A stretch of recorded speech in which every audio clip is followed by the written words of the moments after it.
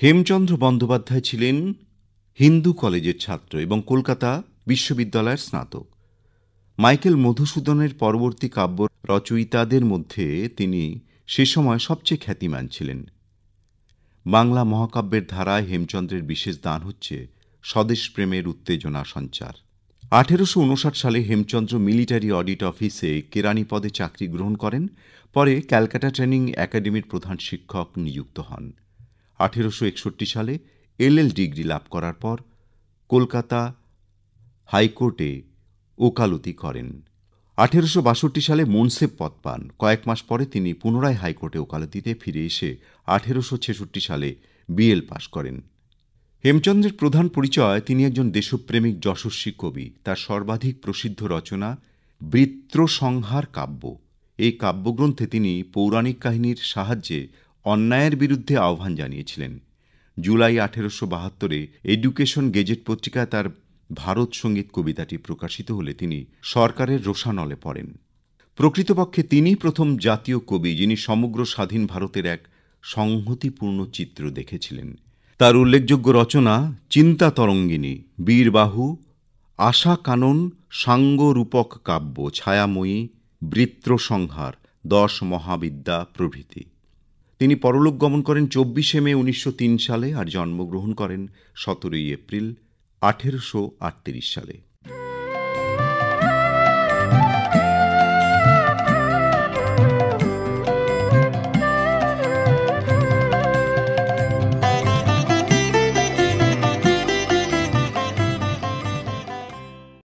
স্বাধীন ভারতের প্রথম উপরাষ্ট্রপতি এবং দ্বিতীয় রাষ্ট্রপতি ড. সর্বপল্লী রাধাকৃষ্ণন। তিনি 1949 থেকে 1952 সাল পর্যন্ত সোভিয়েত ইউনিয়নে ভারতের দ্বিতীয় রাষ্ট্রদূত ছিলেন। তাছাড়াও এর আগে সর্বপল্লী 1939 সাল থেকে 1948 সাল পর্যন্ত বেনারস হিন্দু বিশ্ববিদ্যালয়ের চতুর্থ উপাচার্য এবং 1933 থেকে 1936 সাল পর্যন্ত অন্ধ্র বিশ্ববিদ্যালয়ের দ্বিতীয় উপাচার্য ছিলেন। রাধাকৃষ্ণন তুলনামূলকভাবে ধর্মতত্ত্ব দর্শনে বিংশ শতাব্দীর সবচেয়ে প্রভাবশালী এবং বিশিষ্ট পণ্ডিতদের একজন হিসেবে বিবেচিত হন। সর্বপল্লী রাধাকৃষ্ণনের জন্মদিন 5 সেপ্টেম্বর 1888 সালে, আর 1975 সালের 17 এপ্রিল তিনি পরলোক গমন করেন। আজ ড. সর্বপল্লী রাধাকৃষ্ণনের প্রয়াণ দিবস।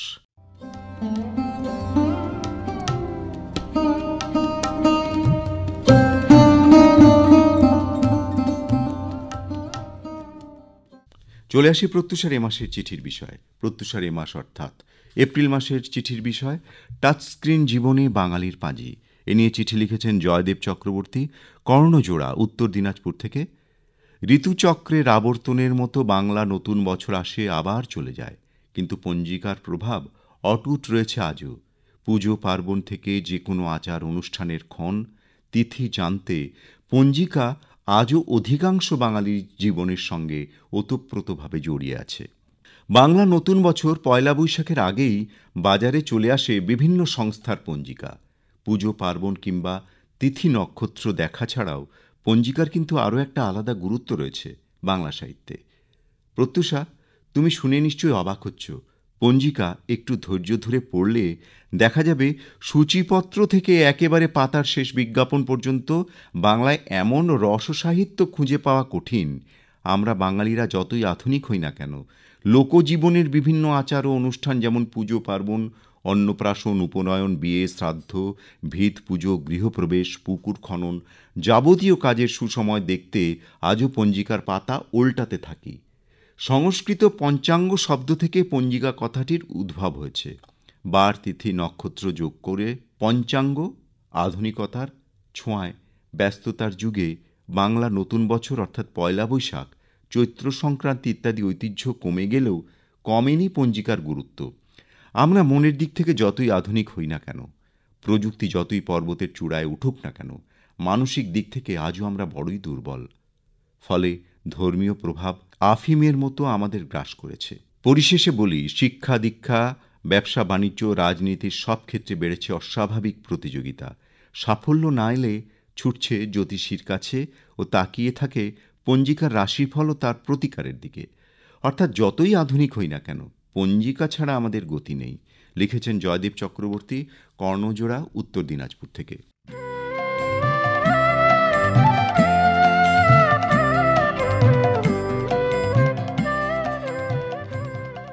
শ্রাবন্তী দেবনাথ হলদিয়া, পূর্ব মেদিনীপুর থেকে লিখছেন, টাচস্ক্রিন আজকাল আমাদের জীবনের অবিচ্ছেদ্য অংশ হয়ে দাঁড়িয়েছে। প্রযুক্তির দুনিয়ায় আমরা মগ্ন হয়ে যাচ্ছি। যে গল্পগুলো একসময় উঠোনে চাটাই পেতে ঠাকুরমার কাছে শুনেছি, আজ ওগুলো সব টাচ করলেই চলে আসছে। বাসে, ট্রেনে আগে গল্প করতে করতে পৌঁছে যেতাম গন্তব্যে, চেনা অচেনার বালাই ছিল না। এখন তো টাচস্ক্রিন একলা পথের সঙ্গী। মামার ছোট্ট ছেলেটা যখন হাত থেকে ফোনটা কেড়ে নিয়ে বলে, ধ্যাত তোমরা কিচ্ছু জানো না, এমন ভাব দেখায় ফোনের সব কিছু যেন ওর নখ দর্পণে। ভাবি, সত্যি কি এটা ট্যালেন্ট, নাকি প্রযুক্তি আমাদের বোকা অলস বানাচ্ছে? সত্যি সময় এখন পাল্টেছে, নিজেকে সময়ের সাথে পরিবর্তন করাও জরুরি। তবে নিজের সংস্কার, নিজের মূল্যবোধকে রক্ষা করে। আমার ৮৬ বছরের বাবাকে যখন ফোন করে বলি, বাবা দেখো তো আজ মকর রাশিটা কেমন যাবে, শুভ রং শুভ দিনটাও দেখো, কিন্তু লটারি কাটার দিন আছে নাকি দেখে বলো, বাবা সেই চিরাচরিত উদ্যোগে পাঁজিটা পড়ে শোনায়। ওনার বিশ্বাস, ওনার দেওয়া সংস্কার এখনও এই টাচস্ক্রিনের সময়ও অটুট আছে। তার সাথে আমার মেয়েকেও বোঝানোর চেষ্টা যে একজন ৮৬ বছরের বৃদ্ধকে গুরুত্ব দেওয়া, সম্মান দেওয়া আমাদের কর্তব্য। মেয়ে যেন আমার এই শিক্ষার মর্যাদা, গুরুত্ব বোঝে। প্রযুক্তি যতই এগিয়ে যাক, আমাদের শুদ্ধতা এবং সৎ জীবনযাপনের পথে যেন বাধা না হয়। আমি অবশ্যই মানি, প্রযুক্তি এবং ঐতিহ্য দুটি যদি একসঙ্গে চলতে পারে, আমাদের ভবিষ্যৎ হবে আরও সুন্দর ও সমৃদ্ধ। তবে এখনও বিয়ের ব্যাপারে, ছেলেমেয়ের অন্নপ্রাশন, শ্রাদ্ধ শান্তির, মঙ্গল অমঙ্গলের ব্যাপারে কিন্তু বাঙালির পাঁজিটাই বিশ্বস্ত প্রতিষ্ঠান। মানুষ প্রযুক্তি বানিয়েছে, প্রযুক্তি মানুষকে বানানোর সক্ষম নয়।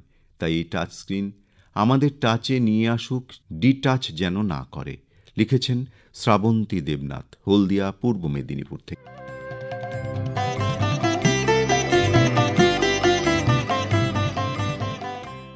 ঘুমভাঙানিয়া প্রত্যুষাই সম্বোধনে লিখছেন সন্ধ্যা দত্ত, দেশবন্ধুপাড়া, শিলিগুড়ি থেকে।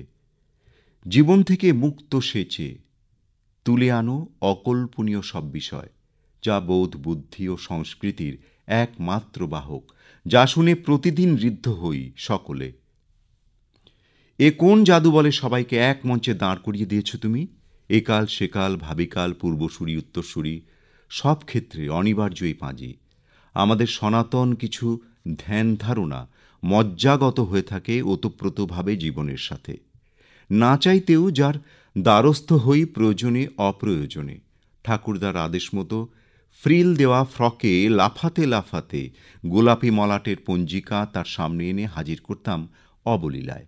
পঞ্জিকার ভেতরের ৭-১৭ বোধগম্য হতো না, কিন্তু খুব যে কাজের, বড়দের চাহিদায় তা বুঝতাম। কথায় আছে না, হাতে পাজি মঙ্গলবার, তিথি নক্ষত্র বারবেলা, পূর্ণিমা অমাবস্যা, মৃত্যুকালীন দ্বিপাদ, ত্রিপাদ দোষ পেল কিনা সব জানা যেত, এবং সেই মতো পুরোহিত মশাইরা বিধান দিতেন, এখনও দেন। যুগ বদলের সাথে সাথে নিত্য নতুন বিজ্ঞানসম্মত জিনিসের প্রতি আকৃষ্ট হচ্ছে মানুষ। তার মধ্যে মুঠোফোনের অবদান অনস্বীকার্য, যার বদান্যতায় পৃথিবী করায়ত্ত সকলের। তা সত্ত্বেও পঞ্জিকা স্বমহিমায় এখনও বিরাজমান।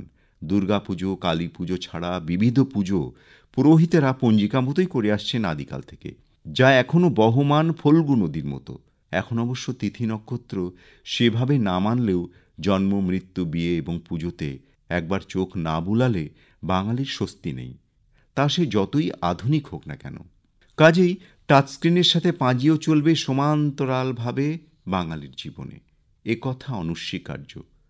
লিখেছেন সন্ধ্যা দত্ত, দেশবন্ধুপাড়া, শিলিগুড়ি থেকে।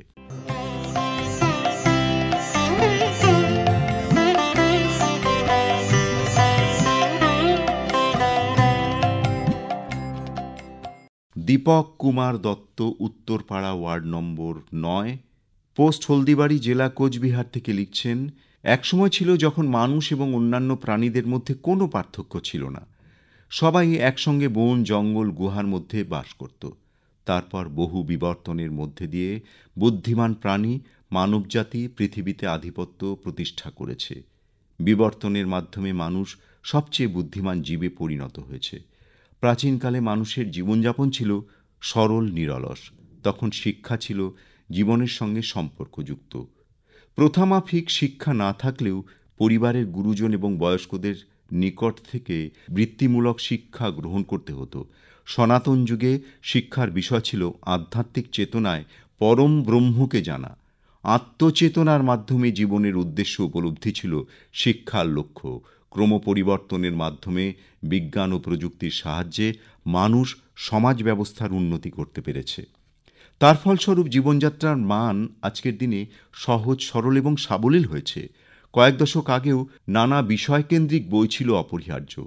একবিংশ শতাব্দীতে নেট দুনিয়ায় অগ্রগতি পুস্তকের বিকল্প হিসেবে শুধু দেখা দেয়নি, আবশ্যিক হয়ে দাঁড়িয়েছে। দামি মোবাইলে নেট যুক্ত করলে সব বিষয় জানা যায়। যুবক যুবতী, কিশোর কিশোরীরা যতটা টাচস্ক্রিন মোবাইলে দক্ষ, বয়স্ক ব্যক্তিরা পঞ্জিকায় ততটাই সাবলীল। পাঁজির পরিকল্পনা করা হয় বিজ্ঞানভিত্তিক জিপিআরএস এর সিস্টেমে। জিএসপি পদ্ধতিতে সারা ভারতে বিভিন্ন উৎসব, দৈনন্দিন আবহাওয়া, গুরুত্বপূর্ণ সমস্ত কাজে নিখুঁত হিসাব দেয় পঞ্জিকা। তাই পাঁজি আমবাঙালির প্রধান ভরসা। লিখেছেন দীপক কুমার দত্ত, উত্তরপাড়া, ওয়ার্ড নম্বর ৯, হলদিবাড়ি, জেলা কোচবিহার থেকে।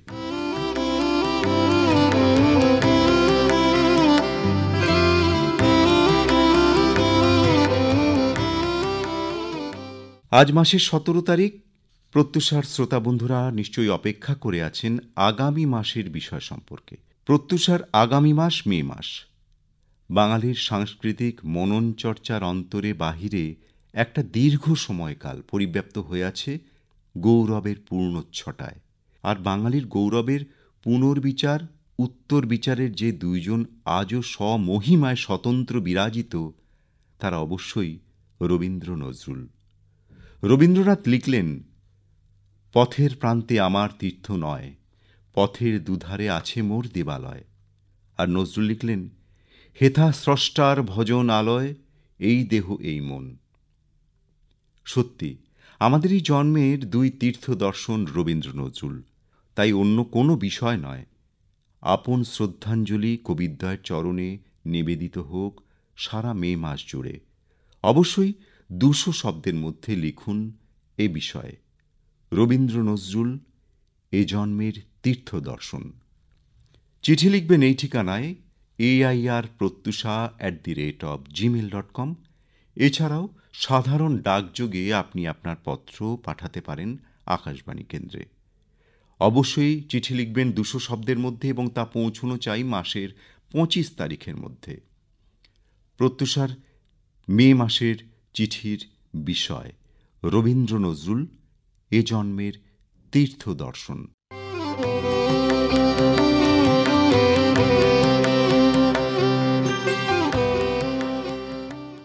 এপ্রিল মাস বাংলা নতুন বছর আরম্ভের মাসে নতুন এই বিষয়ে লিখুন টাচস্ক্রিন জীবনে বাঙালির পাঁজি।